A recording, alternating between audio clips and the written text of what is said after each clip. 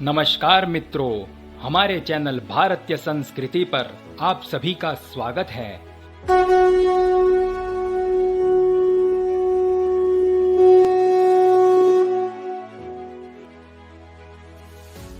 आज हम आपके लिए शौर्य और वीरता की एक ऐसी गाथा लेकर आए हैं जो हमारे भारतीय इतिहास की एक बहुत ही स्वर्णिम एवं अविस्मरणीय घटना रही, परंतु जिसे हमारे भारतीय इतिहास के पन्नों पर उचित स्थान नहीं दिया गया।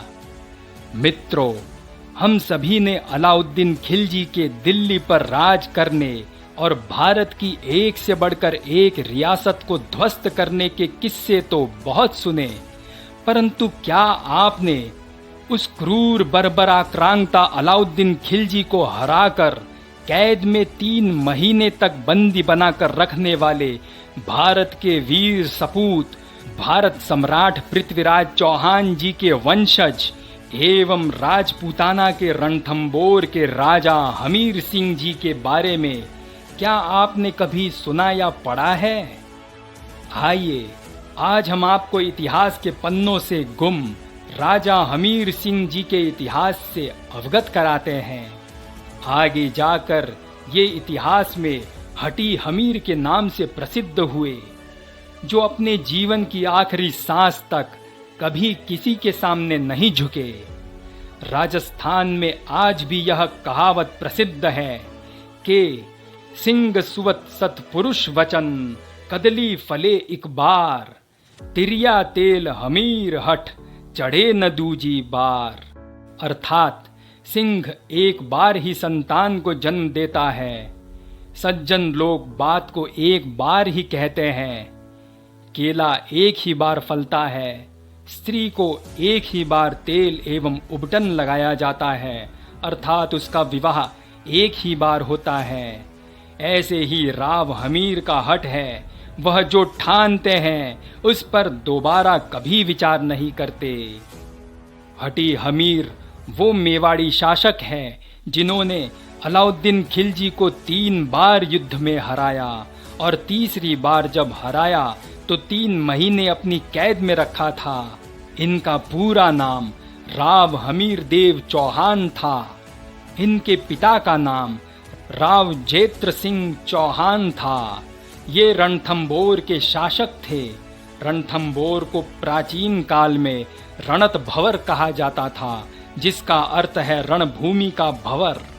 हमीर देव ने सन 1282 में रणथंबोर के राज्य का कार्यभार संभाला और तभी से रणथंबोर के इतिहास का एक नया एवं गौरवशाली अध्याय प्रारंभ हो जाता है, क्योंकि हमीर देव रणथंबोर के चौहान वंश के अब तक के सबसे सर्वाधिक शक्तिशाली एवं महत्वपूर्ण शासक के रूप में उभरे। राव हमीर ने अपने शौर्य एवं पराक्रम से चौहान वंश की रणथंबोर तक सिमटी सीमाओं को कोटा, बूंदी, मालवा तथा डुंडाड़ तक विस्तृत कर दिया। वे इतने वीर थे कि जब वे मात्र 20 वर्ष के थे तभी एक बार इस्लामी आक्रांताओं से युद्ध करते समय उन्होंने तलवार के एक ही वार से शत्रु के मदमस्त हाथी का सिर काट दिया था।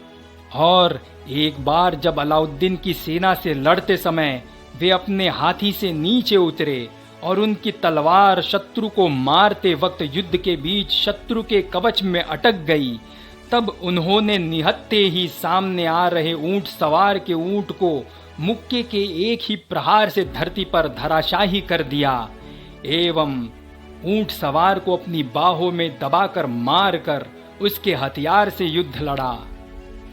हमीर देव ने अपने जीवन में 17 युद्ध लड़े, जिसमें से 16 में उन्हें सफलता मिली। हालांकि एक युद्ध उनके विजय अभियान का अंग नहीं रहा एवं उस युद्ध में वे स्वयं गए भी नहीं थे। उनके सेनापति के नेतृत्व में वह युद्ध लड़ा गया। हमीर देव के नेतृत्व में रणथंबोर के चौहानों ने अपनी शक्ति को काफी सुदृढ़ बना लिया था और राजस्थान के विस्तृत भूभाग पर अपना शासन स्थापित कर लिया था। और अलाउद्दीन खिलजी दिल्ली के निकट चौहानों की बढ़ती हुई शक्ति को नहीं देखना चाहता था इसीलिए अलाउद्दीन का सामना वीर हमीर देव चौहान से होना तो तय ही था।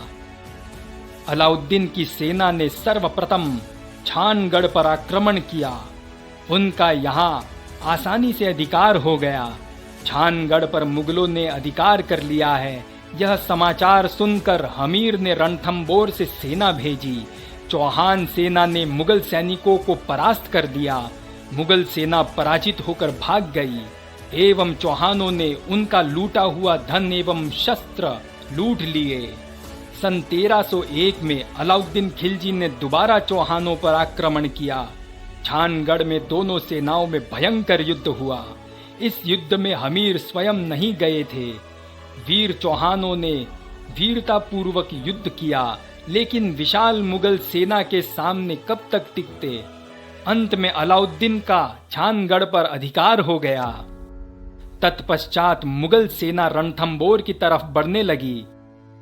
तुर्की सैनिकों ने हमीर देव के पास सूचना भिजवाई कि हमें हमारे विद्रोहियों को सौंप दो जिनको आपने शरण दे रखी है, तो हमारी सेना वापस दिल्ली लौट जाएगी।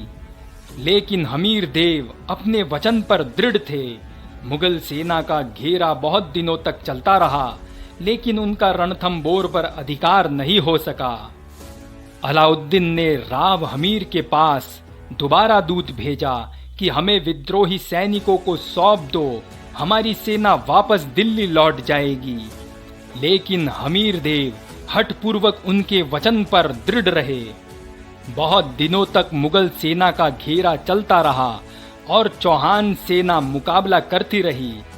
फिर एक समय ऐसा आया जब अलाउद्दीन को रणथंबोर पर अधिकार करना मुश्किल सा लगा, तो उसने छल कपट का सहारा लेने का प्रयास किया। उसने हमीर के पास संधि का प्रस्ताव भेजा, जिसको पाकर हमीर ने अपने आदमी सुल्तान के पास भेजे। उन आदमियों में से एक सुरजन कोठियारी, रसद आदि की व्यवस्था करने वाला, वह कुछ सेना नायक थे।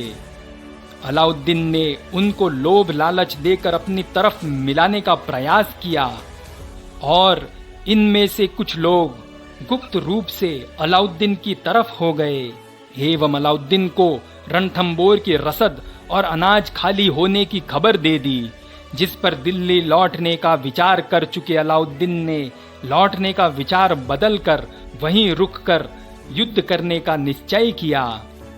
दुर्ग का घेरा बहुत दिनों से चल रहा था, जिससे दुर्ग में रसद आदि की कमी हो ही गई थी। राजपूतों ने अब अंतिम निर्णय युद्ध का ही चुना। राजपूतों ने केसरिया वस्त्र धारण करके शाखा की एवं राजपूत सेना ने दुर्ग के दरवाजे खोल दिए एवं भीषण युद्ध प्रारंभ हुआ। दोनों ही पक्षों में आमने सामने का युद्ध था। एक ओर संख्या बल में कम राजपूत सेना तथा दूसरी ओर अलाउद्दीन की 2 गुना से भी ज्यादा बड़ी तुर्क सेना, जिनके पास पर्याप्त युद्ध की सामग्री एवं रसद भी थी।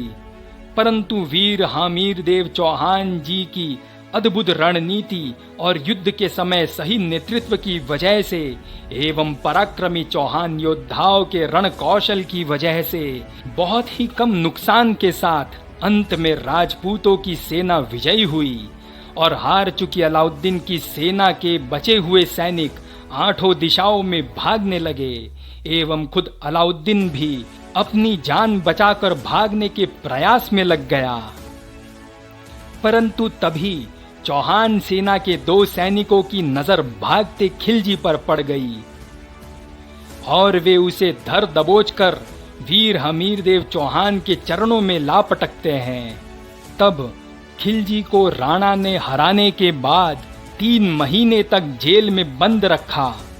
3 माह पश्चात खिलजी के वजीर ने वीर हमीर देव जी को अजमेर, नागौर, सुआ एवं शिवपुर को रणथंबोर के हाथों सौंपने और 100 हाथी वह 50 लाख स्वर्ण मुद्राओं को देने के बदले खिलजी को जेल से छुड़ा लिया। उसके बाद अलाउद्दीन ने फिर कभी भी रणथंबोर का दोबारा रुख नहीं किया। राणा ने अपने जीवन काल में मारवाड़, जयपुर, बूंदी, ग्वालियर, चंदेरी, रायसेन, सीकर, अजमेर, नागौर, सुआ, शिवपुर तथा आबू के राज्यों को भी अपने अधीन कर पुनः एक शक्तिशाली मेवाड़ की स्थापना की थी। भारतीय इतिहास के ऐसे पराक्रमी एवं वीर योद्धा को मेरा शत शत नमन। उम्मीद है मित्रों, आपको इतिहास के पन्नों से गुम बुद्धिमान पराक्रमी चौहान राजा हामिर देव सिंह जी का यह इतिहास जो हमारे द्वारा आपको बताया गया अच्छा लगा होगा। इसी प्रकार की और भी अनेकों जानकारियों को देखने के लिए जुड़े रहें हमारे चैनल भारतीय संस्कृति से। आपका दिन मंगलमय हो। जय श्री राम, जय भारत।